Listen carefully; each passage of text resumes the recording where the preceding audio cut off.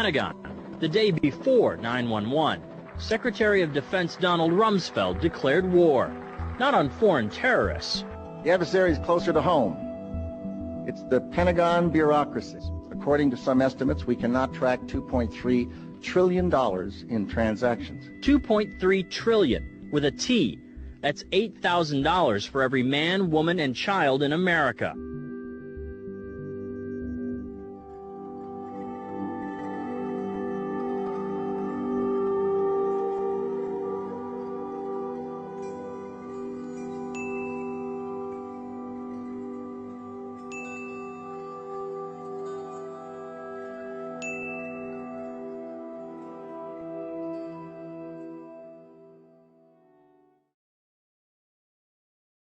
Are you sick of government lackeys who say you didn't build that? Are you tired of elitists who think you need a government permission slip for everything?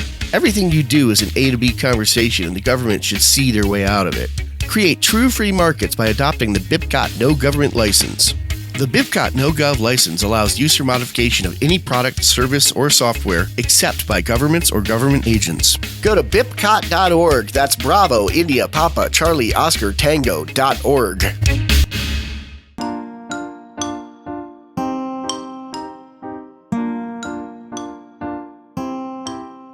Hello, everybody, and welcome to Peaceful Anarchism on the Voluntary Virtues Network on theseedsofliberty.com and theconsciousresistance.com. So today I have Jason Bassler coming in from California. He's the co-founder of the Free Thought Project, V is for Voluntary, and the founder of Police the Police on Facebook. And you can also find Free Thought Project on Instagram and YouTube. And also their website is freethoughtproject.com. So today we're going to discuss a little bit about his path to voluntarism and any books, personalities, or authors that have influenced.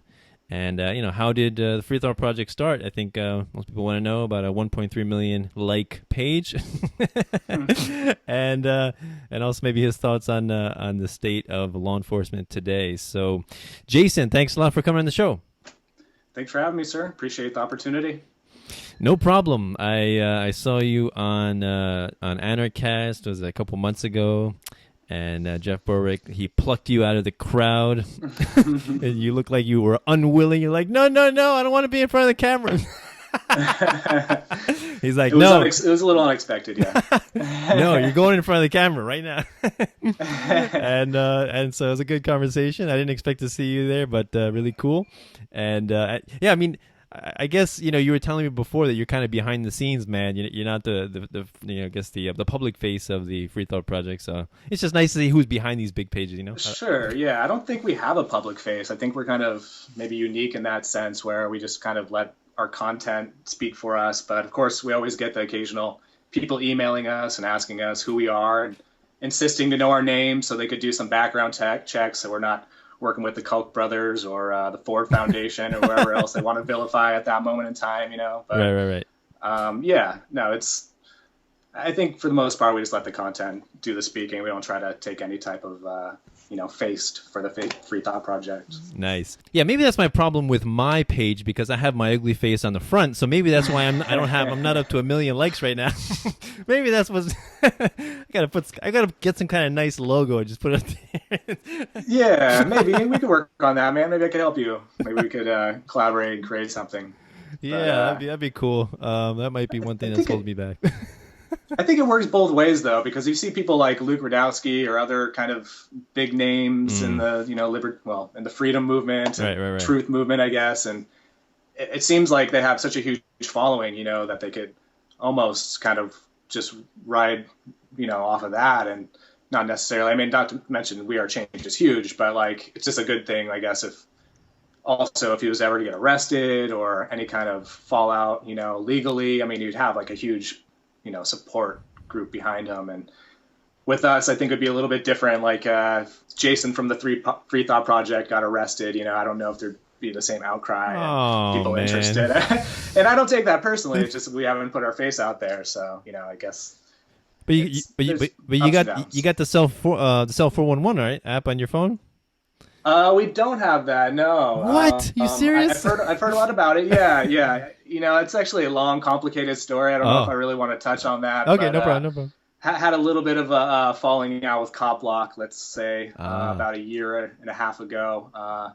So I know there's some good people within Cop Block, and I don't want to say anything bad about that organization, but one of the people who was currently a part of the Cop Block family during that time, I guess, is the guy who probably also founded 411 and Cell 411. And, you know, I should probably just let things go and reach out to him to, you know, see what we could do with Police the Police as well. But I guess was still a little bit of bad blood there. So haven't really adopted that. Wait, so you're referring to Virgil?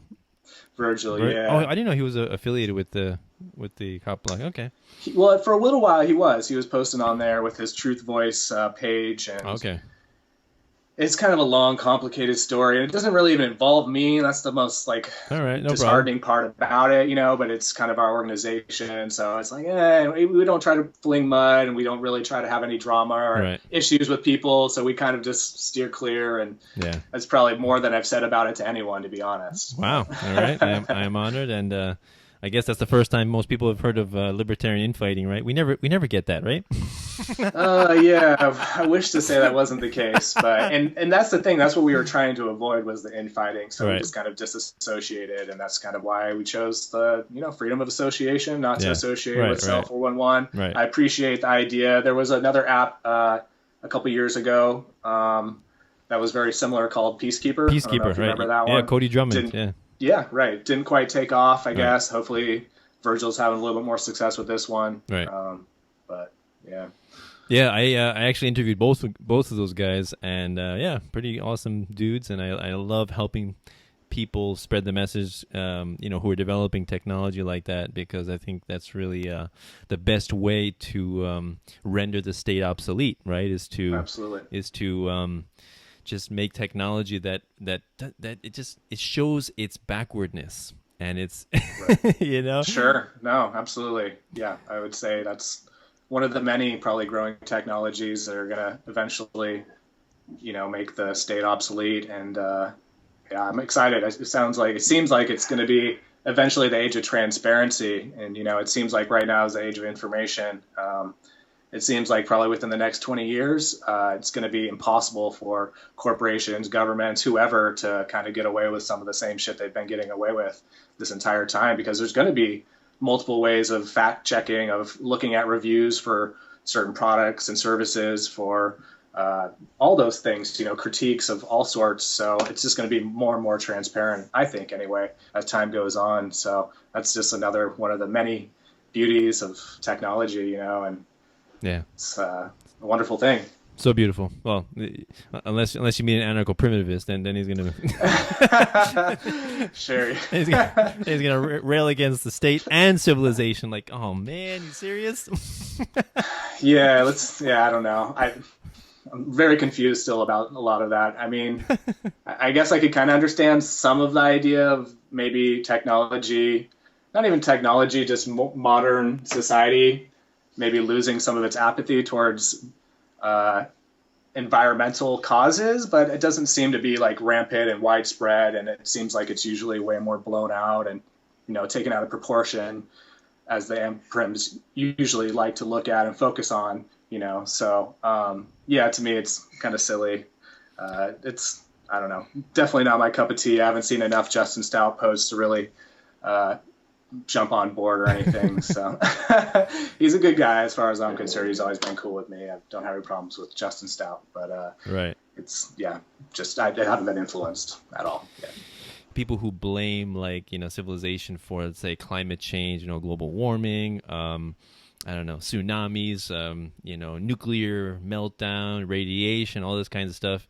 I think they kind of miss the idea that you are much more likely to be injured or killed by an agent of the state than you are by radiation or tsunami. Yeah, no, I mean, it's insane, the statistics. I mean, there's plenty of statistics out there of how you could be killed by a cop, like the percentage of different things. And, there's 58 more times likely to be killed by a cop than a terrorist. And that's just one of the many statistics, So I agree. It seems kind of backwards to me. I mean, maybe there's some other psychological issues going on there. Maybe he just has a thing for camping and outdoors, and so he thinks that maybe technology capitalism is a little too intrusive on people's lives. I mean, I try not to discredit people for their beliefs. I actually really try to absorb some of the information and really try to just understand where they're coming from and their perspective. I think that's important,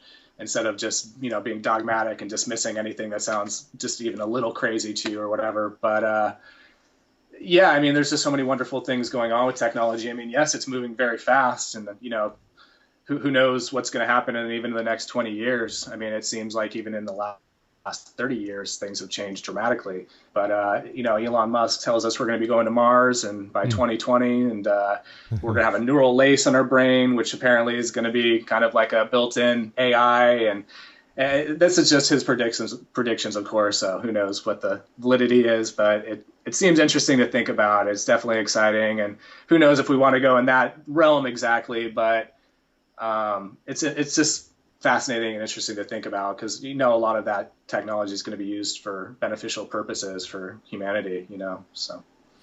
Yeah, and technology itself is amoral, right? It's neutral. It's not evil or it's not good, right? It's just a tool used by people to improve their lives, or to hurt people, to like drones, like computers, like cars, like guns, firearms, right? So these are all just tools, right? And so and same thing with money too. A lot of people vilify money. So really the whole thing hinges upon what are we going to use it for, right? So it's not like I don't foresee a Terminator 2, machines take over the world and destroy humanity type of thing. But I definitely I'm excited. I'm hopeful for the future. I think things are getting better. Crime is going down. Infant mortality is decreasing, and more people are living longer lives, healthier lives. We're safer, and we're more comfortable. We live in more luxury than like the majority of the people in the past. I would say it's safe to say that more people are waking up too, with just the information that we have at our fingertips. And, in the age of information, ignorance is a choice, and many people are starting to understand that any question could be answered literally by Google in enough research time.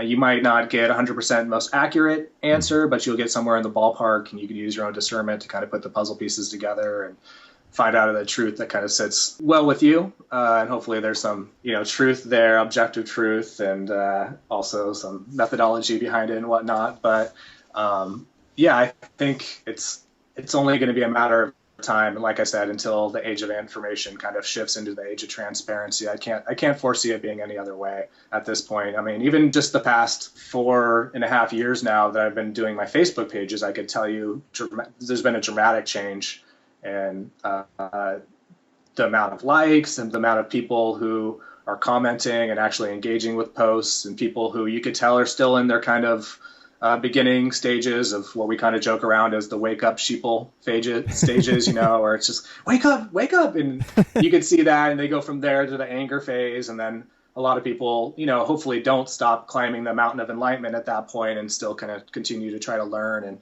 build on their beliefs and their philosophies. But I could personally say for sure that there's been a dramatic increase, and that's just looking at social media, and of course going to a few festivals and conferences here and there that I try to go to. But I mean, there's plenty of people who have been doing this a lot longer who have been saying the same thing, that it seems like there is a shift happening. And especially I think it's even more expedited with the whole Hillary Trump debacle.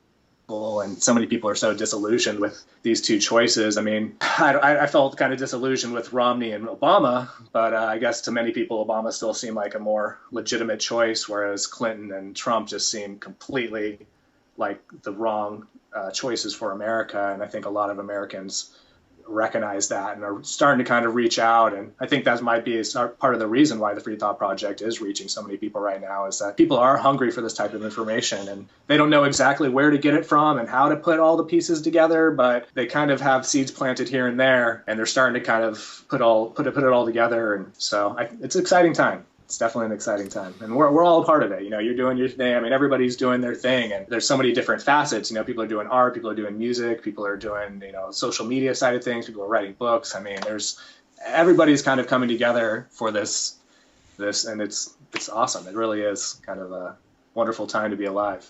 Oh yeah, it definitely is. You said so many things I wanna respond to, but let me first hear from your history and you know, how you came to this idea of this radical idea of that we should all live in a voluntary manner. How dare you think like sure, that? Yeah. It's funny. I was thinking about this question a little bit earlier, and I think it kind of starts from my upbringing in the Bay Area and the town that I actually moved back to a couple of years ago, which is Santa Cruz, California. Kind of a counterculture mentality around here. And I kind of embraced that through the music scene. I started kind of picking up on punk rock and hardcore music. And that was kind of my thing in my teens and all throughout high school. I got involved with bands and started playing in bands. And I was kind of doing some various disobedience stuff as a kid, which in retrospect is kind of funny to think about. Just a quick story. I lived in a small town. It was outside of Santa Cruz, actually, and it was like a little small valley. And we liked to skateboard, and the only place in the entire valley to skateboard that had a lot of concrete that was flat and a couple things that you could maybe try to grind or whatever was the high school. So they put out this huge memo, and they actually had security guards after about a year of us skating there, try to close down the high school after hours, so we couldn't skate there anymore. And so we kind of had this big disobedience where we went there for a few nights in a row. We put up all these flyers everywhere. We taped them everywhere saying, let us skate. And it's kind of funny to think about it now. Like I was this kind of entitled, like punk rock kid, like trying to let them, I mean, it was a public school. So in some ways it's like, oh, I guess they maybe should have let us skate there. Right. But eventually, I guess our efforts did pay off. And, you know, a few years later, about a year and a half later, when I was already done with high school, they ended up building a little skate park within the little town and everything. So it actually turned out to be kind of a good thing. I can't say I took all the credit for that, obviously, but it was, you know, and so there's just kind of little things that have been kind of sprinkled throughout my history. When I look back at it, I was kind of activist minded. And I think I kind of did embrace also the countercurrent, the counterculture mentality, you know, trying to question authority, question the mainstream and stuff like that. But like I said, I got really interested in music, ended up moving up to San Francisco and was playing music up there for a while with a few bands, and ended up doing some touring and wrote some records. And I was actually working for a nonprofit up there called Forest Forever, which was environmental group trying to protect public forest lands from logging. So I kind of always have had this in my background, but just not really like identified like where I stood. Didn't really do a lot of research as far as my philosophy and beliefs and whatnot. But that all kind of changed. I moved down to Los Angeles and ended up going to recording audio engineering school down there because I was so interested in music. I kind of had what I call my quarter life crisis when I turned 25, and I was like, oh shit, I'm 9 to 5 and I hate it, and what am I going to do with myself? What am I going to do with my life? And so I kind of panicked. I went to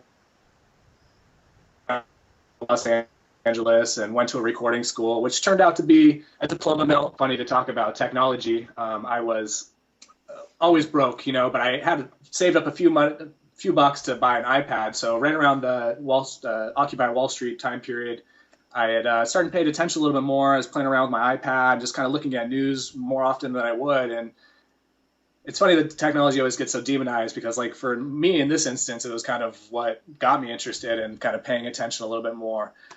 So anyway, I started paying attention and saw a lot of the police brutality at Occupy Wall Street. That was the first time I really saw it as apparent as it is nowadays. And, you know, even in 2011, it was pretty heavy-handed. And so at that point, it lit a fuse inside of me. I knew somehow I needed to get involved. I needed to do something, even if it was just part-time.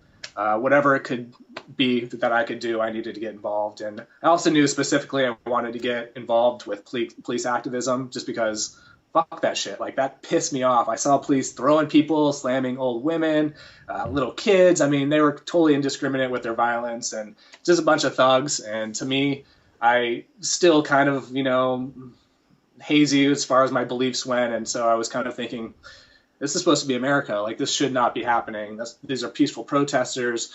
At the time, there were people that kind of looked like me, you know, kind of these 20-something hipster-looking people who were maybe not exactly accurate with some of their ideology, but one way or another, they were getting out there and protesting and actually doing something rather than just sitting around and not taking any control or power over the situation, you know. And so that kind of inspired me. I would say that only lasted about a couple weeks until I saw somehow, I guess, through those veins, like a Ron Paul video. And just like many other people, that kind of took me down a rabbit hole. While I was kind of learning about Ron Paul, I was still kind of waking up. I didn't quite consider myself a libertarian yet. I was kind of getting more interested in the food safety, food health side of things with like Monsanto and GMOs and whatnot. So I got kind of heavy into, at the time, what was Prop 37 for California, which was labeling the GMOs. And of course, you know, once again, I didn't really have some of my foundation at that point. So to me, that sounded like a good thing to try to limit the GMOs that were being put out there. And I still have kind of mixed feelings about GMOs. I'm definitely anti-labeling, of course, anything the state. But, you know, at that time, it was something that I felt passionate about. And I actually got involved with March Against Monsanto and tried to help them out. And I did some graphics and whatnot for them. But the more I kept reading and looking into Ron Paul, the more things started to kind of make sense. I started kind of putting pieces together for myself. I kind of, you know, naturally within the circles that we have, you know, Ron Paul led to Tom Woods, Jeffrey Tucker, Stefan Molyneux, Adam Kokesh, these people. And things just, like I said, became more and more obvious that I was going in the right direction. It wasn't just like there was a general vilification of just some group of people like banksters or capitalism or whatever. Like, there's actually some philosophy behind it. So that was kind of where I started to kind of think twice about libertarianism as well, especially after seeing the 2012 election and seeing Prop 37 defeated. You know, there was no way that was going to pass. I put a lot of effort to petition and try to do work for that. And so between the waking up towards the philosophy and then the actual just seeing the state fail and realizing that a lot of the libertarian minarchist perspective wasn't necessarily morally consistent, and that the deep state was so embedded into our lives that anything working within the system and trying to vote just seemed like futile and just kind of like an empty effort, you know. So I think at that point kind of started to embrace anarchism a little bit more, voluntarism. And, you know, I'm still learning. It's always a learning process. I'm sure as you are, there's still so many facets to learn about, all these different things when it comes to anarcho-capitalism and voluntarism. And there's so many wonderful, prolific writers and people who touch on these subjects that it's still kind of something I can't say that I'm 100% solidified with my knowledge. I mean, I don't know if anybody ever is, even like a Murray Rothbard or whatever, but I feel like has more substance and more value to my life, and it applies to my beliefs and resonates with me more so than any other ideology. And it's more morally consistent and pragmatically consistent as far as just being able to work. You know, we see so many failures within the government, and a lot of times those kind of boil down to incentives and lack of incentives, you know. And so it seems like the more I learn about markets and market functions and how things work as far as money and whatnot, I mean, it seems like there is a reason why we have,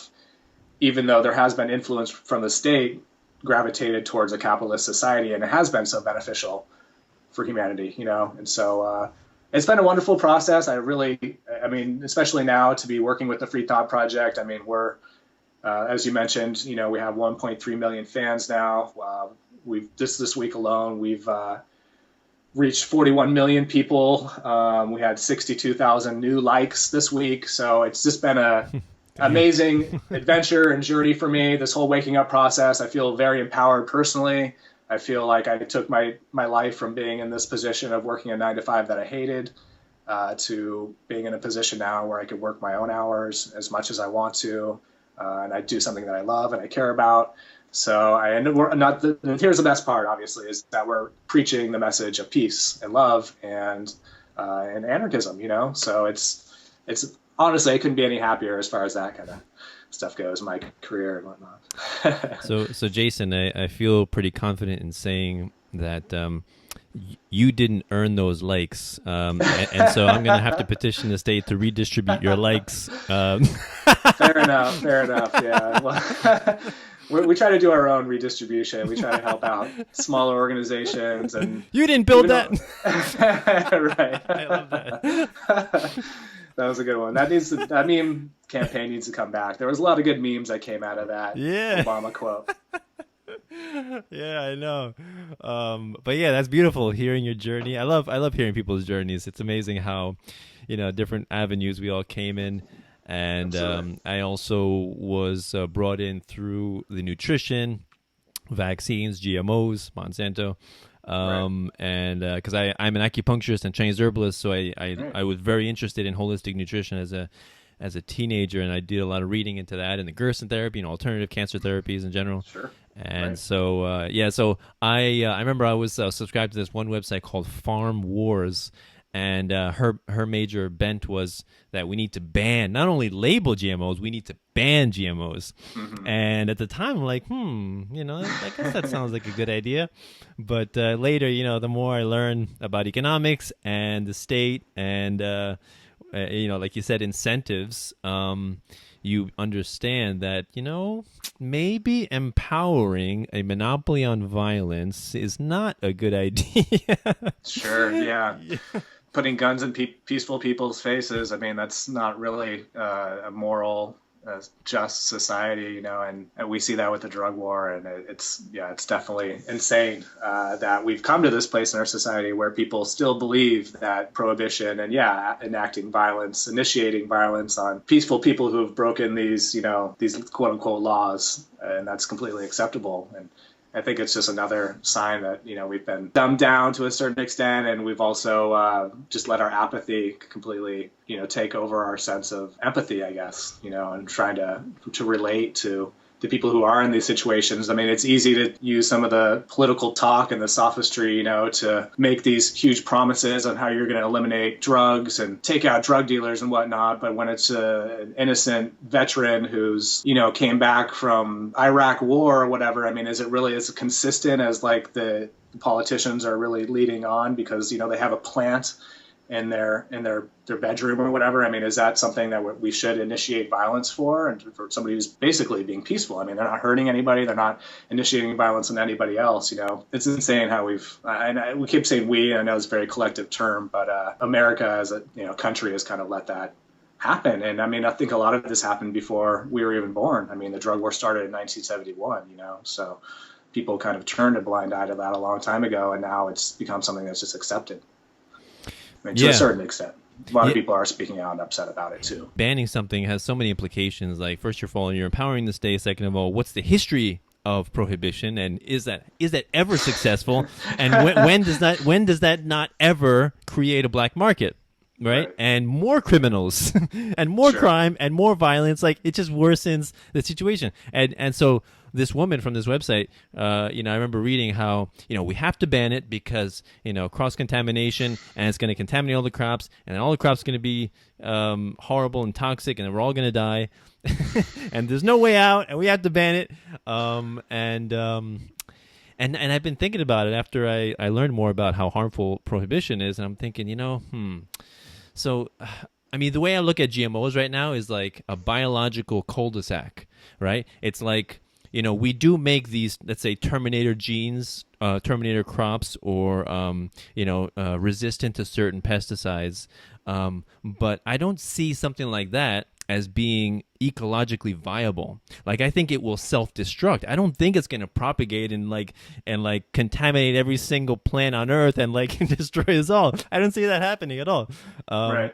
So if something has to be created in the laboratory and then it gets released into the wild, I think it's just going to die of its own accord in the wild. Nature is a pretty brutal person.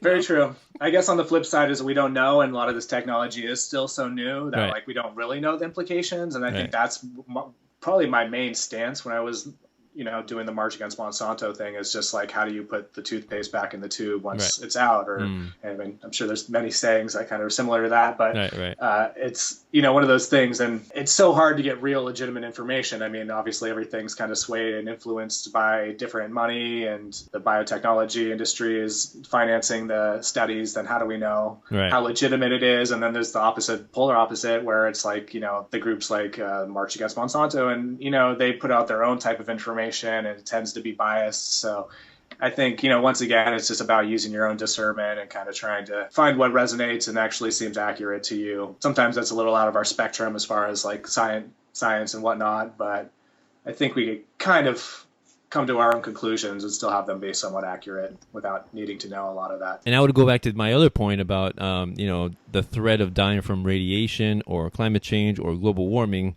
as being, the threat of dying from GMO poisoning, in that you are more likely to die from an agent of the state than from GMOs. So if you're really afraid for your life, you got to get some priorities straight, okay?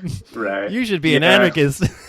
It's just that outdated mentality of the state is our protector, we are the government. I mean, that was probably their most successful propaganda technique, was to convince the majority of Americans that we are the government, because once you give people that kind of identity and that almost belief of a responsibility, they almost take it personally, and of course I have to vote, and of course this is my obligation, of course this is what we're doing as the government. And I think that was one thing that I really learned from Stefan Molyneux, is to kind of distinguish, the line between the two. I mean, the state, it's its own entity, and we aren't the state. I mean, if that was the case, were the Jews voting themselves into concentration camps? I mean, I know Rothbard makes that point, and it seems valid to me. I mean, we're not. It's a completely different entity, but at the same time, it is just an illusion. It's just a label that people wrap around themselves to have the opposite rights that we do, or they claim to anyway. They don't really, but they claim to have the opposite rights. So. Yeah. Recently, I've been. I like to describe that I'm against statism and the belief in authority, and not necessarily against the state and government, because it doesn't really exist. Like you said, it's like saying I'm against the Tooth Fairy or Santa Claus or the Easter Bunny, right? It's just a belief. It's a belief that some people have the exemption to morality that other people do not, right? It's just men and women with guns forcing you to pay them, as Mark Stevens would say. And so I think we have to dispense with this idea that this is the government, and this is us. That's the state, and this is private individuals. No, they're just people believing that they have moral exemption, right? That they can steal and call it taxation. They can kidnap you and call it the war on drugs, right? They can murder people overseas and call it the war on terror. And for some reason, these political euphemisms are okay and acceptable when they say it. Sure. Kinsella makes a great point as well, and I've been trying to kind of adhere to this just to try to be as accurate as possible, but he always makes the point that government could be a group of people. It could be your church. It could be a government who's a local body of people who are just concerned about whatever it may be. So I think the state is probably a little more accurate in that sense, because, government could be, it doesn't necessarily mean they claim the right to initiate force and, claim the right to initiate taxation for law enforcement and law, and all those things would be a monopoly on those things, So there is a little bit of a distinguishing factor there. And those are things I think that you start to realize more when you start to get into a little bit more libertarian theory, and you can recognize that. I feel like that's still things that our friends from the left just can't grasp. They don't see how the state is a monopoly. And I feel like that's one thing that I always try to use against them, because they always tend to look at monopolies as being a bad thing as far as big business goes. I mean, obviously they didn't want to see a monopoly. Nobody wants to see a monopoly with certain products and services, but when it comes to the government being a monopoly, nobody seems to have any problem with that. Like, how does that work? You know what I mean? Like, no, it is a problem, especially when we look at law and law enforcement. I mean, they claim to be the final arbiters in all cases of conflict, including cases involving themselves. How the fuck is that not a huge red flag to people? You know what I mean? Like, how is that legitimate in any way? How is that not a conflict of interest? And how come people don't recognize this? You know what I mean? And I feel like, to me, whenever we talk about, I mean, I'm always answering comments and we're talking to people on police the police and whatnot. To me, I feel like that's the point I try to hammer home the most, is that it's a monopoly. Like, how will you ever expect any type of legitimate results, just results, from a monopoly who claims the right to, you know, arbitrate its own conflicts? Like, that just doesn't make sense to me.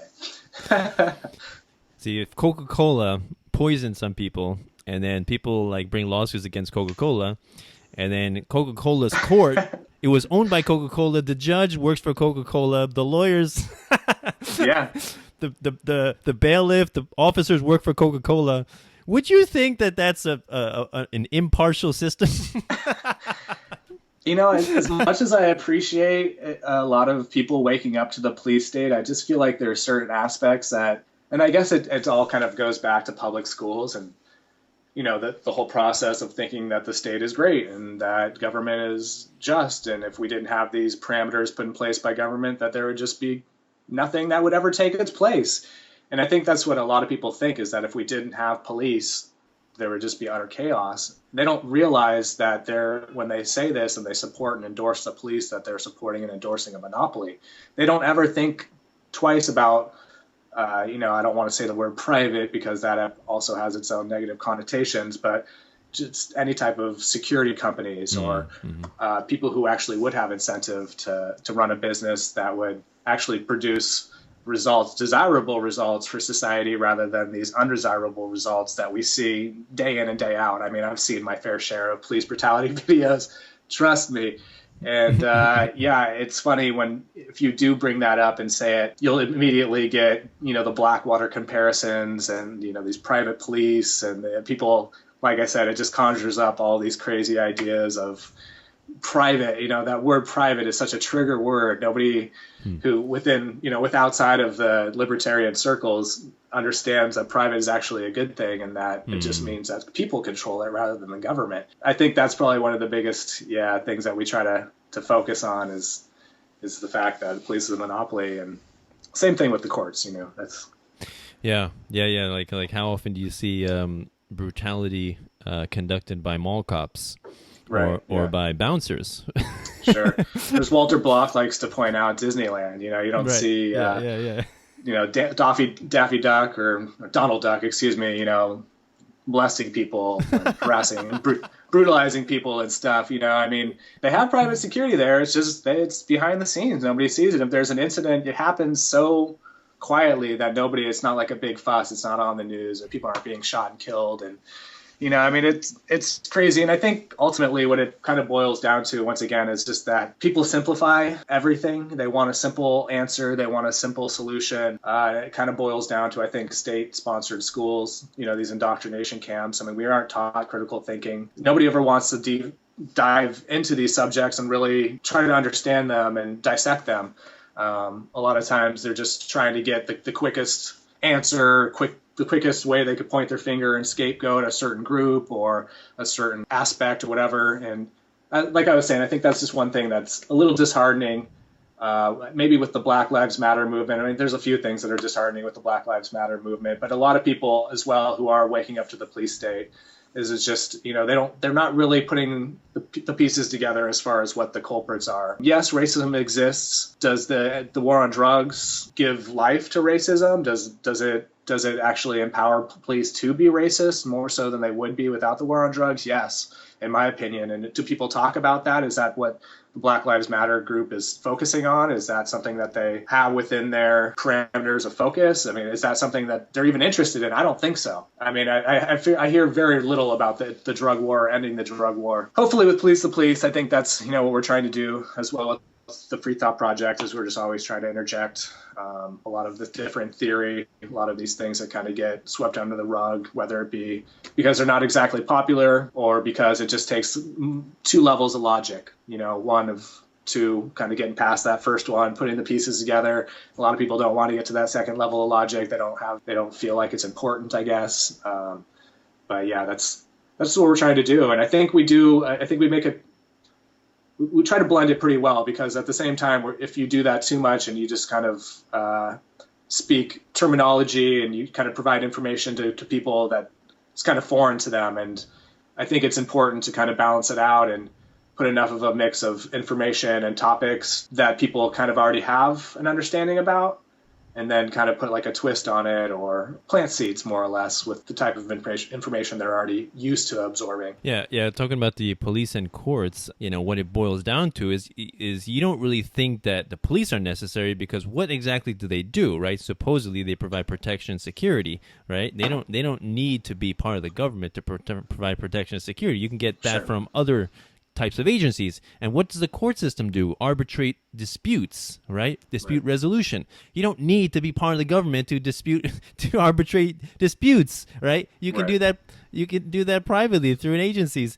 And it's all about incentives, right? If somebody relies on their paycheck on voluntary transaction and purchases, then they're going to treat you different than if they're going to get paid no matter how they treat you. When you make something that is by default, mandatory payment, you're going to definitely get different behavior, right? That's just how humans act. That's how humans react. Yeah, no, absolutely. That's, the biggest problem is that, they are paid through taxation. And one of the biggest problems, I've probably named about 3 already, but it's one of the biggest problems because, it definitely doesn't give them any incentive to be accountable to the public. And we see this day after day when every time a police union or a police chief gets up there to kind of feed us lines of bullshit that they even know is bullshit, but they have to, because if they actually tell the truth, it would be a problem and the house of cards would crumble, so they always have to kind of give the narrative that they are trying, they are investigating themselves, they are appeasing the public, but more often than not, it's an outright lie. They know it. I can't think of any specific examples right now, but I mean, anytime you watch a police chief, you could just see the lies straight through their teeth. I mean, it's almost borderline Hillary. I mean, a lot of times a lot of these police chiefs give Hillary a run for her money as far as how much they lie, Yeah, I love the memes, you always see under the police brutality videos, you always get one guy posting the meme of, we conducted an internal investigation and we found ourselves to be innocent of any wrongdoing. Right. There's another version of that. There's actually like a group of people, and like we the people have found ourselves not guilty. Have been waiting. It's like one of those special opportunity memes to kind of use, in the graphic comments. But that idea that the state is us. It's just a group of people getting together and getting things done, doing things, and it's a society. It's a community of people. I get that all the time from a lot of Bernie supporters, because a lot of leftists, they have this very warm, fuzzy feeling mentality about the state. Like you said, it's our protector, it's our mother, it's our father. It's there. It keeps us safe. It's like a pillow. It's like a nice warm blanket. It just keeps me safe. Sure. A nice warm blanket with bombs and knives and guns underneath, but it keeps you safe. Well, we just don't pay attention to all the killing of the brown people in the Middle East and the highest incarceration rate in the world. I mean, those things are just we don't pay attention to those because and who knows why. And the other thing I say to people like that is, because I get from some people like that, they say, well, it's just like a condominium board. It's like you're living in a condo complex and you're just paying rent, right? That's taxation. You're your rent, for living in a condo complex, and they're the board, or it's like a chess club. It's just like a chess club, People are in charge of the chess club, and people go to the chess club.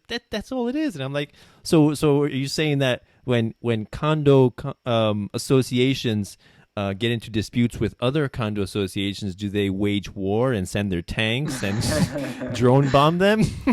Or how about this? Do they print their own money and then force people to pay in it and then devalue it? I mean, there's so many examples. We could probably be here all night thinking of different examples. I think just the fact, and it kind of goes back to like the whole social contract, right? Like I don't remember ever signing anything. I don't think you did. If anybody who's watching this could actually provide a social contract that they've signed, please message me, email it to me, because I'd love to see it. I honestly would. I don't think that's possible because they don't exist. Apparently, just being born within the geographical territory of the United States just means that you're already akin to this social contract, and it means that, yeah, one way or another, you are their property, and you did agree, apparently, so apparently you didn't realize it when you were born. You did agree to all these contracts, just like the housing board is just trying to tell, what's right and what's wrong. But no, it's all bullshit. And that's the thing, like the more that people dive into a lot of, once again, I think the libertarian perspective, because that's more or less the group that does kind of recognize the state to be illegitimate, you see that it's all just bullshit. I mean, it is. I mean, you can't even find any type of hard proof that taxation is legitimate. You know what I mean? I mean, they claim it's voluntary. I mean, I've heard and read so many different things, and apparently, people tell me, I have this guy messaging me, and I mean, he's going through all these different tax documents, and he's claiming that, I mean, it doesn't exist. It's not legitimate whatsoever. And I know our friend Larkin Rose has also had plenty of issues with the IRS, and actually did some time, I believe, if I'm not mistaken, from tax issues. I mean, it obviously gives him even more grounds and empowers him even more to speak on a lot of the issues that he does talk on. Yeah, it's just it's mind-blowing. It really is mind-blowing. And I think it really just goes back to that group mentality, that groupthink mentality of, the state is our protectors. We are just one big, happy national family. And yes, we have some crazies and, some problems and hiccups here and there, but to me, it's so hard to grasp, and I think I've never, ever really had the mentality of a statist, because it just seems so foreign to me, like it seems like it is just this whole go along to get along mentality. And I mean, I don't want to say I was born with a natural understanding of natural rights, but I almost kind of do feel like it's always just been this very strange kind of alien idea to me that we're supposed to bow down and, give our lives over to the state to be killed for these pointless wars. And like, that's supposed to be something that's respected and admirable and noble. And I remember from a very young age just thinking, well, they're fucking crazy. I'm glad it's not me. I guess if people want to do that with themselves, like, go for it. But like, that's not me. You know what I mean? And I don't know if that necessarily has anything to do with being a coward as much as it does just being logical and recognizing that the state is its own entity and a cult, more or less, as Adam Kokesh likes to say. I mean, my statist friends are going to hate hearing this, but it is a death cult. I mean, more or less, you know what I mean? And if you look at the same attributes to religion and a lot of factors of cults, I mean, a lot of the same things that statism is founded on and beliefs in statism apply perfectly with religious beliefs and tenets, so it's, I don't know, it is crazy to think that so many people are so deeply indoctrinated into this cult that we're the weird ones, like we're the outsiders, we're the extremists, because we do believe in peace and we don't believe in these, initiation of force. And Jason, I think you're just not thinking this through enough. All right, if we just get the right person in power, all right, things will just fall into place. All right. Cheers to that. Yeah, Gary Johnson. And you, by the way, you did sign the social contract in amniotic fluid. Okay. Oh, right. Yeah. you falling out of your mother's hoo-ha was the signature. Jesus. That was the signature. Oh boy. Yeah, and it just goes to show, like, all the bullshit they try to tell you. I don't know. I mean, they just kind of dig a hole for themselves as far as the explanation of all these things. And I don't know. It's crazy to me. It's crazy that people believe it. It's crazy to me that people adhere to it. It's crazy to me that people vote. It's crazy to me that people tell us that because we're not voting, we're the problem, and that we don't have any right to complain. I mean, where's the logic? Like Carlin said, where's the logic in that? Exactly. He's like, I think Carlin is like, I was home, like, jerking off, and I did more good for society than you did by going in there and pressing a button and imposing. Yeah, I have something to show for it. And then you did pressing a button, imposing your beliefs onto somebody else. Yeah. And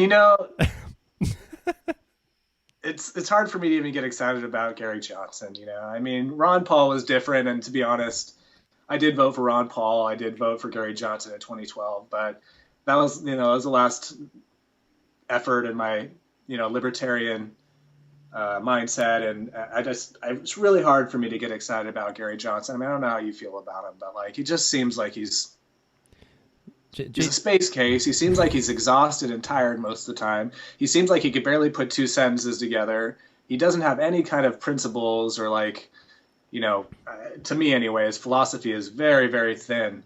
I don't know. I mean, yes, he's a libertarian light, but I mean, how do you feel about him? Well, he's a purist. He's going to catapult us from here to Ancapistan. No way. Yeah. No way.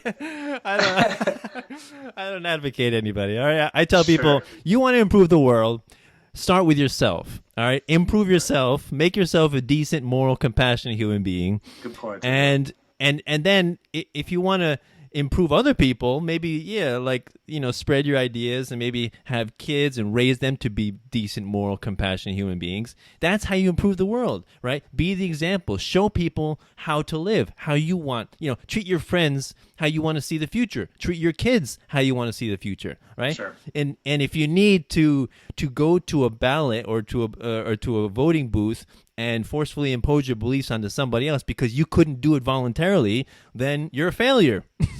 Sure. What can I say? You have failed as a human being if you think that that's the only way to enact change, right? Sure. No, I totally agree, man. I think that there's the theory that some people have made that why Stefan Molyneux is kind of diverted from the kind of previous audience that he was interested in, the information he was kind of interested in, to more of like the Donald Trump and alt-right side of things, is because the libertarian community didn't really embrace his peaceful parenting as much as he had really wanted to, and he felt like that was one of the biggest solutions for change. And I do kind of feel his pain in that regard, because, and I know you're very big on peaceful parenting as well, but I mean, we already acknowledge that this is going to be an intergenerational shift. This isn't going to be something that we just vote our way out of. This isn't going to be something that happens in the next 5 years. This is an evolution. People need to come to the conclusion a lot of the same philosophy and understandings that we've talked about and touched upon even in this conversation. And that's only going to happen through the younger generations. I mean, yes, we could be the steward of this message and this information, but ultimately it's going to be enacted and it's going to be embraced by the younger generation and masses once they kind of understand that a lot of these, claims to authority is illegitimate from government, and that there's just a better way of living and being in society, and it's just peaceful, the non-initiation of force, the non-aggression principle. So I think it's just a matter of time, and I really think it's a shame that we as libertarians and voluntarists, anarchists, haven't done more to really spread the word as far as that goes. I know it's not as sexy and glamorous as some of the other tenets and things that we try to talk about. Taxation is theft and whatnot, because, and let's face it, a lot of people aren't even parents, and some people don't know how to necessarily apply some of these principles and ideas of peaceful parenting. But I think in all reality and honesty, that's going to be one of the best ways to transition into a peaceful world, is by teaching our kids that, spanking is not acceptable, the initiation of force isn't acceptable, self-ownership.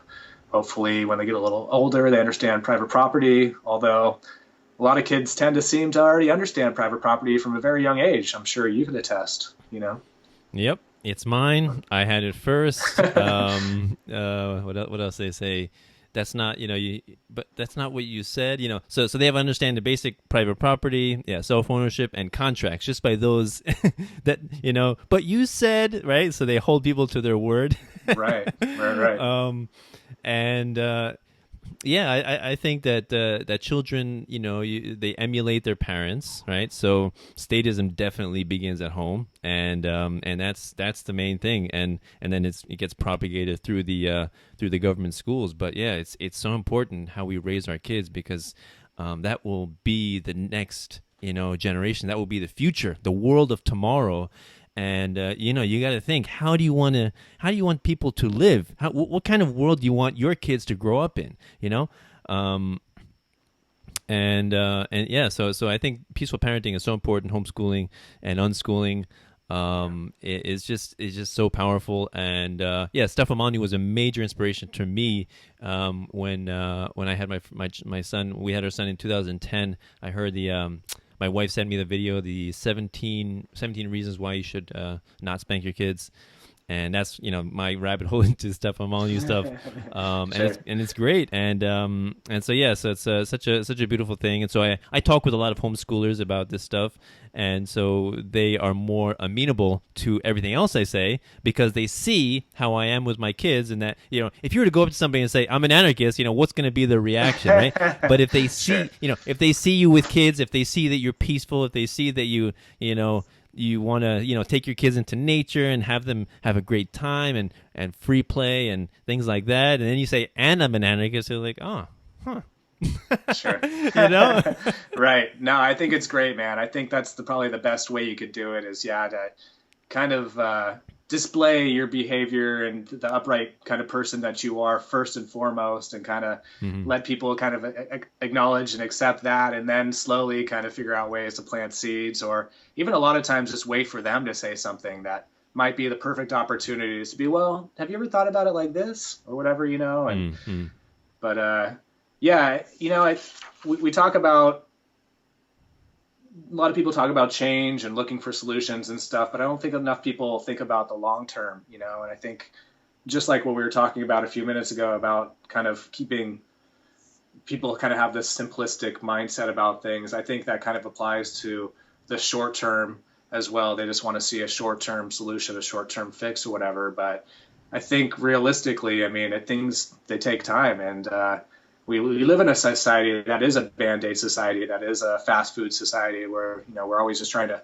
put a Band-Aid on something and move on to the next. And, we're getting our information, our food, all these different things through memes, through fast food. We're not taking the time to really examine what needs to be done. And I think you're right.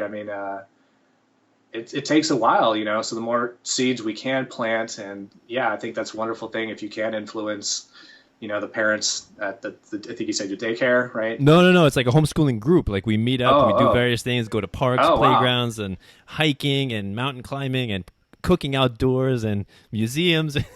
Sure. Well, they're probably already kind of they're all like accepting naturally against government schooling. So it's just like just take the next step. If the government can't do schooling right, if the government can't do education right, what else do you think the government can do?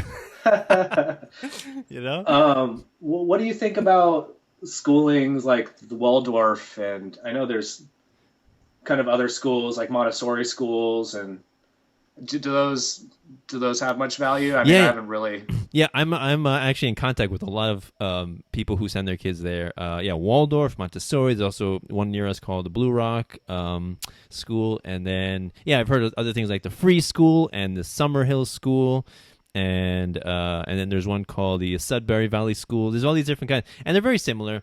I guess like differences in philosophy. Like people would say Rudolf Steiner with his Waldorf. He's very strict about no technology, like no media, like iPads, iPods, TV, video games, like, which is pretty strict.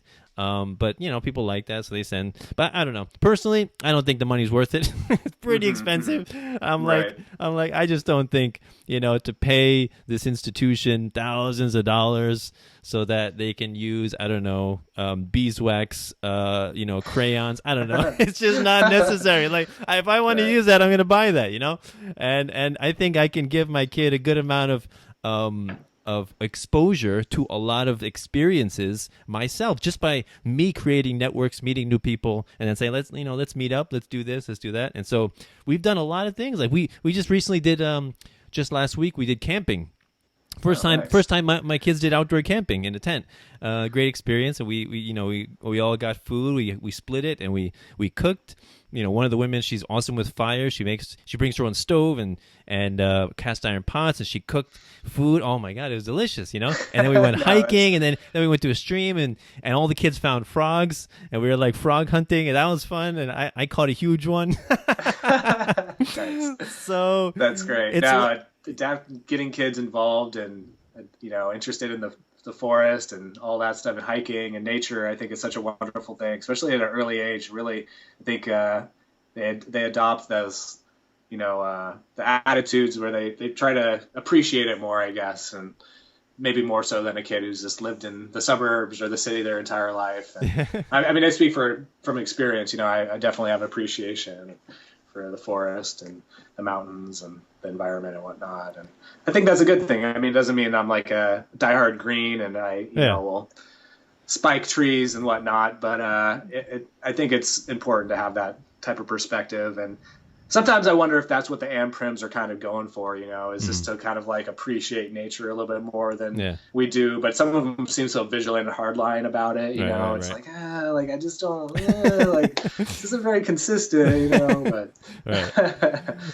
Wait, so you're saying you're not a closet tree hugger? I'd say, I think technically I could say, like, after all the years of trying to, I worked for Forest Forever for a little while, and I had appreciation when I was a kid, and I still love going hiking and whatnot. I was in Denver last week, and we did some hiking out there, and I love being outdoors. I really do appreciate it, and I just don't see how that's incompatible necessarily with capitalism, and like I just feel like that's just one of those other things where it's just such a polarized yet simplistic view that comes from the left, and a lot of times the Greens and environmentalists and stuff, where they demonize just things they don't understand, and I think we were all kind of there at one point, at least. I mean, when my first waking up, when I was kind of getting interested in Occupy Wall Street, I was saying fuck capitalism too, just because I didn't have any understanding what it was. It didn't, exactly. It just sounded like, yeah, fuck that. Like, that's what's wrong with everything. So,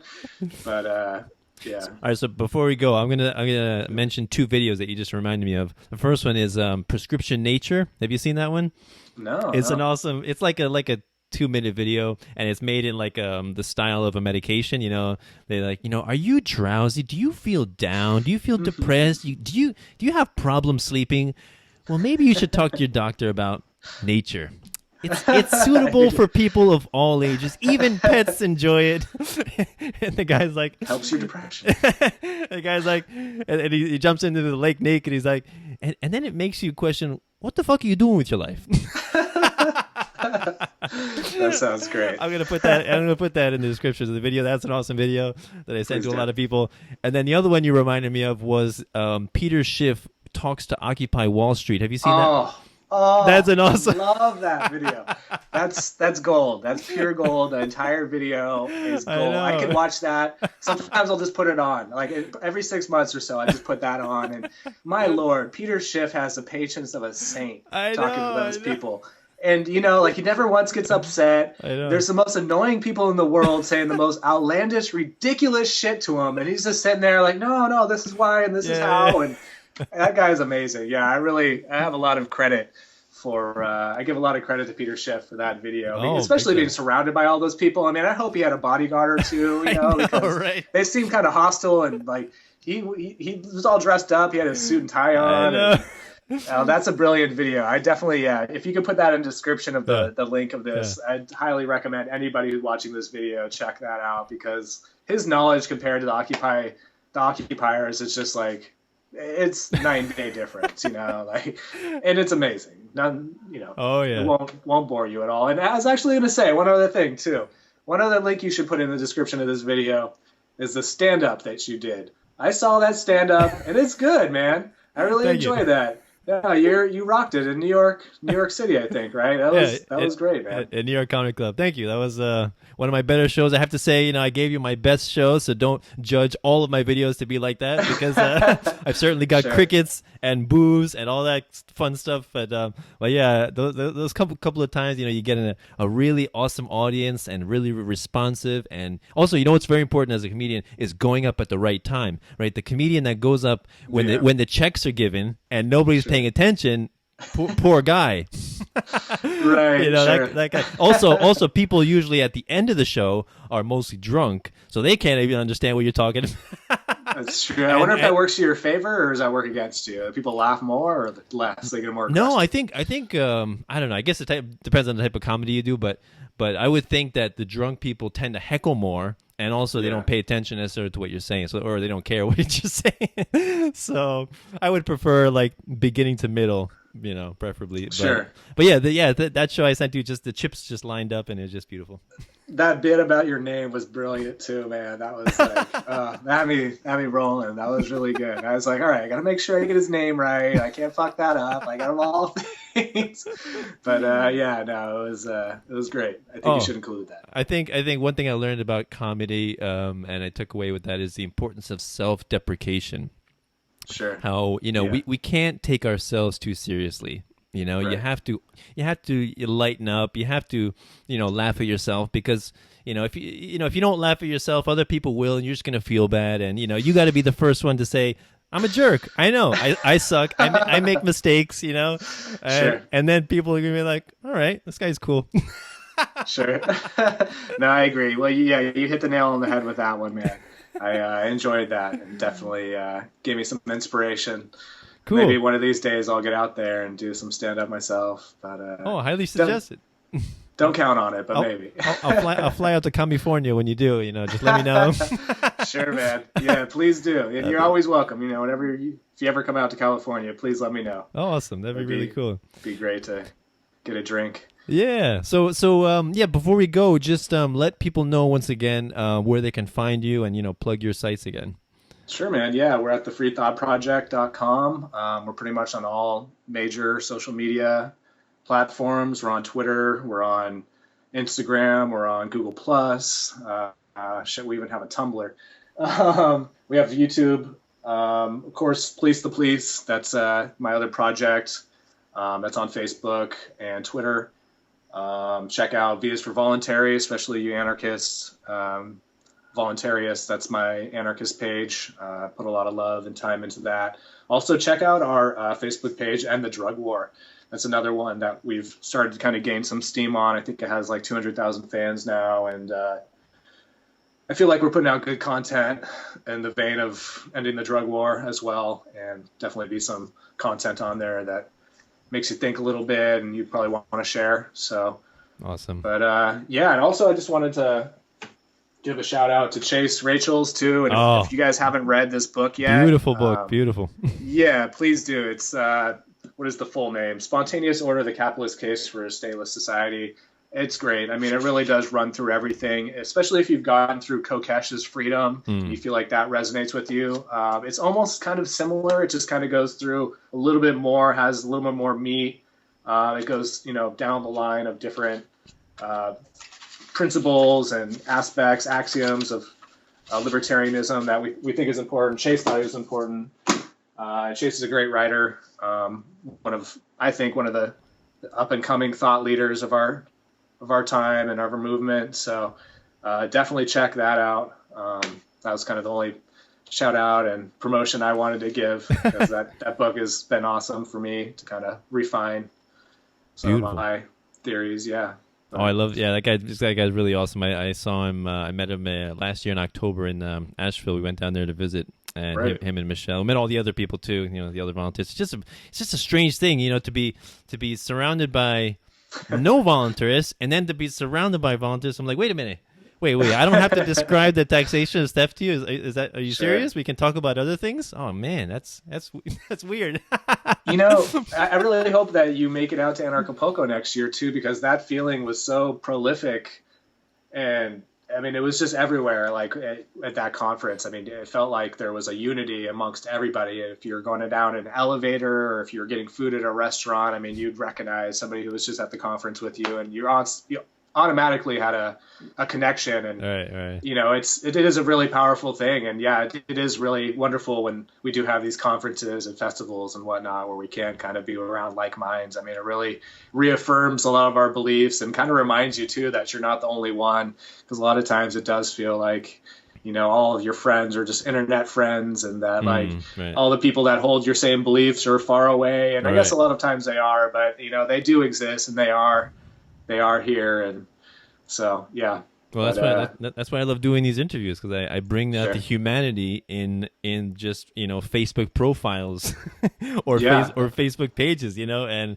I love to bring the human aspect to it, that we're just people, we're separated by large distances, but the internet is connecting us, and it's a beautiful thing. It's breaking down borders, it's breaking down nation states and nationalities, and all these divisive concepts. Sure. Erroneous beliefs. Yeah, and so it's really uniting humanity, as one brotherhood, and it's awesome. It's beautiful. Speaking of which, just if you can, try to get Matt Agorist, who's the other half of the Free Thought Project. He does such amazing work. He's an awesome writer. Every day, that guy's pouring his heart and soul into stories, and he's a workaholic. That guy's a huge part of the Free Thought Project. We're all a huge team. I just want to also mention, I am the co-founder, but I'm just one part of the Free Thought Project. There's a few of us who are all kind of part of the team, and everybody just has such great work ethic. They all put so much time and effort into what we're trying to do. So I just want to say that, because, I don't want anybody to ever think that it's just me, or, it's everybody part of the Free Thought Project. We're all trying to do our best. So. But yeah, try to get Matt Agorist on if you can one of these days. So you're saying you didn't reach 1.3 million likes on your own? Like when were you sleeping? Yeah, not quite. No, it's definitely a group effort. Yeah, hard workers. Oh yeah, definitely want to get Matt on. Hopefully, so I'll definitely contact him. That's cool. I just want to ask you one more question. When did you make V for Voluntary? When did that start? That was early 2013, if I remember correctly. So roughly about. Okay, because that one and I Only Owe You Non-Aggression. That's Matt's page. Okay, those two, maybe Statism and Slavery too, were the ones that really transformed me when I was really starting to think about these concepts. And I remember walking in my clinic as an acupuncturist, just waiting for a patient to be done, and I got to take the needles out, and I'm looking at my phone, and I'm checking my Facebook and looking at these awesome memes and saving them, and it was changing my way of thinking, and I'm like, wow, this is awesome stuff. It resonates with me, and so I just want to say that you guys have influenced me in my transformation. Oh man, thanks for sharing that. That makes my week. Yeah, it's really cool to hear that. It's a really beautiful thing. It's amazing. We feed off each other, and like I'm sure you get those messages where people say, thank you so much for what you do. I really appreciate it. You guys are doing such awesome work, and you help me to understand this stuff more, and thank you. And I get that too, and it's a beautiful thing. So. It's funny how it all comes full circle, man. And, I could say the same thing. I was, in my waking up process, I was very influenced and motivated by Luke Rudowski and a lot of his work, and, confronting politicians and kind of his guerrilla journalism tactics. And, a couple of years later, I was sitting on a panel with him at the Free Your Mind conference, Nice. And so it's funny how things just come full circle. And I think if you just put enough work into this, and if you care enough about these issues, you'll end up meeting the people that helped you kind of come to some of these same conclusions, and some of the celebritarians that you've, find value from or whatever. I mean, it was cool meeting Anna Kokesh. It was cool meeting Jeff Berwick and these people who have, shaped some of my ideology and beliefs, so, yeah. And like I said, it's wonderful to hear whenever we do have, I really appreciate you sharing that with me. It's really awesome when we do hear that, because, that's what we're trying to do. That's why we work so hard. This is our life's work, is just to try to change the paradigm. So. Oh yeah, thanks, man. The way I like to describe it to people is we're planting the seeds from which we will not necessarily appreciate the shade. Shade will come for the future generations, right? So we're just planting the seeds, and it's kind of hard for people to understand that. You want to see instantaneous gratification, instantaneous results, but shifting the minds and paradigms it's not like that. Yeah, no, exactly. It's a long process. Takes really hard work. So I really appreciate what you guys are doing. Please, everyone, visit Free Thought Project, V's for Voluntary, Police to Police, help out these guys, give them likes, shares and all that good stuff. Because I think that, you're doing a good job for humanity, for the world, for the future. and it's vital. And like the way Larkin Rose says it, one day in the future, people are going to look back and say, you know what, it was a good idea that we were having these conversations. Yep. Right. It's like just saying, all interactions should be voluntary is self-evident, but still, it needs to be said. Why does that need to be said? Sure. Yeah, I think sometimes that's the hardest part, is some of this stuff seems so second nature that we have to repeat it and actually acknowledge some of these points because they have been so lost in the, the sea of statism. So it's definitely wonderful. I'm very happy and grateful for the opportunity to be on your show. I definitely appreciate it. It's always nice talking to a fellow voluntarist and shooting the shit for a little while. So nice. Thank you, Danilo. No problem. So before we go, I like to ask my guests, what is your favorite quote of all time? One's a Hans Hermann Hoppe quote. It doesn't really have like any really profound, it doesn't seem super profound, but to me it's like a good quote. It's expropriating property protector is a contradiction in terms. And It's very short and sweet, but I mean, it's kind of, if you think about it, it makes total sense because that's what the state's claiming to do, is be a property protector. At the same time, they're claiming to tax us, which is quite the opposite of protecting our property, So I don't know. I definitely love me some Hans Hermann Hoppe. It takes a little while to absorb and really understand it. Like I said, I'm still kind of in that phase of trying to up my game. With some of that type of information and material. I'm actually reading his book, The Economics and Ethics of Private Property, which is a good one. I'd recommend that to anybody. But I think I'll probably have to go with that quote just because I have been kind of reading a lot of Hoppe lately. So cool. Actually, I haven't. I don't think I've read any of his. I think he wrote one. What's it called? Democracy something. The God That Failed. Yeah. Right. I don't know if I read that one. I don't know. I don't think I did, but. Yeah, I'm reading a bunch of ones. Thomas Sowell and Tom Woods, and got Robert Murphy, and I got the Conscious Resistance book was awesome. Spontaneous Order, Freedom, all this stuff. Yeah, I really do feel like there's so much. I touched on that earlier, but I mean, it really is, and especially when you take the police state into account. I mean, that's a whole other aspect of things that we focus on. And so, I mean, as far as all the theory and economics, I mean, there's such a deep bottomless pit of information that's out there. And I mean, Rothbard and Mises really, Jesus, man, that was so long ago. And they've really just set, so much information aside for us to really delve into and look at. And I don't know how many people really do. I mean, I think there's very few of us that tend to read all of that stuff, but there's so much good information. And, just to make it really quick, that's one other thing too, which I really think ANCOMs and socialists are really thin on, is they don't really have like these scholars and intellectuals, at least currently. Maybe back in the 1800s or something, they're really prolific and interested in some of the topics that they're still trying to keep alive. But like, that's one thing that I feel like we really have going for us, is even the Mises Academy and the Mises Institute. I mean, there's so many people, so many intelligent people on our side of the camp who are just putting out such great information, so many different types of information and pieces, and it's amazing. It really is. It's hard to keep up with everything. Yeah, indeed. We definitely do a lot of reading and research, and in the end, I think most of our conclusion is pretty much the same. Like, I don't know how people should live their lives. That's why I think they should be free. They should lead their own lives. Like, I don't know I barely know what's good for me. How am I going to know what's good for my neighbor? Like, right. Very true. I think that's more or less what it comes down to. Yeah, but basically.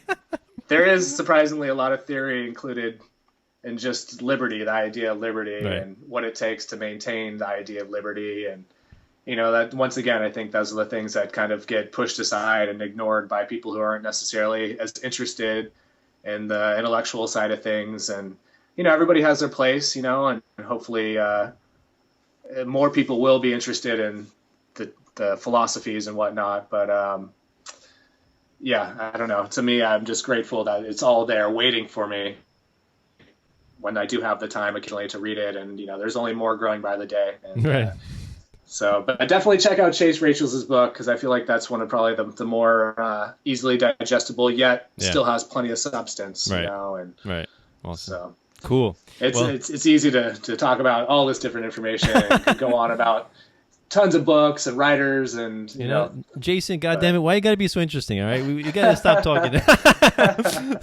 So it's been great. So yeah, thanks a lot for coming to the show. Really appreciate it. Wonderful conversation. So if anybody wants to help me out, you can do so through PayPal, Bitcoin, or Patreon. Links are below. That's patreon.com/peacefulanarchism to help me out. $1 a show is all I ask. If you find value in this content, please feel free to contribute. Value for value. That's the capitalist way we respond to incentives, right?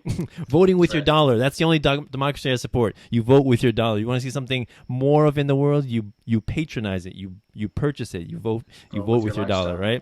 Or vote with your feet. You can do either one. Just don't vote in the ballot box, please. No guns necessary for purchase. So yeah, thanks a lot. Awesome conversation. So this is Peaceful Anarchism on the Voluntary Virtues Network and theseedsofliberty.com and theconsciousresistance.com. Wishing everyone have a wonderful day. Take care. Bye.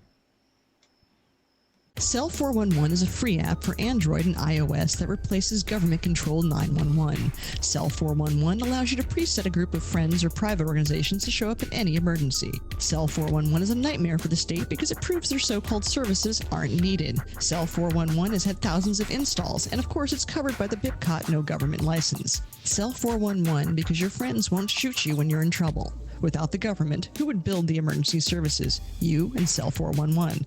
Get it today at getcell411.com. That's getcell411.com.